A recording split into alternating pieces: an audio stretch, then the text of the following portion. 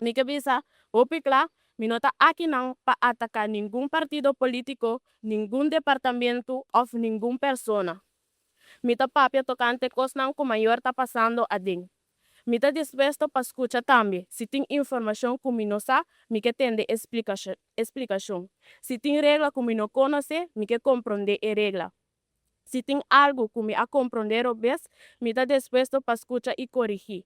Pero me que com a informação tá guardo na maior não de uma maneira clara, transparente e respeitosa. Que me tá pedi? Me tá pedi claridade, transparência, boa comunicação, respeito para a privacidade, critério não claro, trato igual para turma maior, processo justo, uma maneira para maior não por pedir e revisar ora e nota de acordo com uma decisão.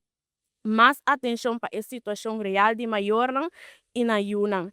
E principal, que o interesse e bem-estar de emocional está quedando na primeiro lugar.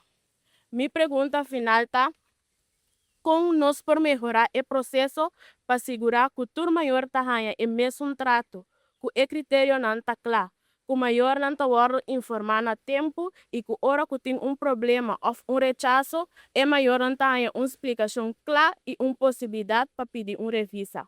Para sobra, nós não mestre queda somente com pergunta, nós mestre ganhar claridade. For de claridade, nós podemos ganhar cambio. E for de cambio, nós podemos ganhar solução. Mi apapia pa sobra hopi maior a acercar-me. Mi apapia pa sobra tem hopi ende que tem medo pa lanta e papia. Mi apapia pa sobra tem hopi coisa que tá passando com Mr. Wardo 13 dilante. Pero mi no alanta pa hasi problema. Mi ta lanta pa 13 cambio.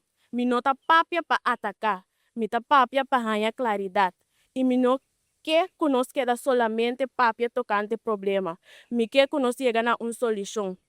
Me espera que o diálogo aqui por abrir porta para mais transparência, mais comunicação, mais confiança e finalmente melhor processo para melhorar e na Yuna.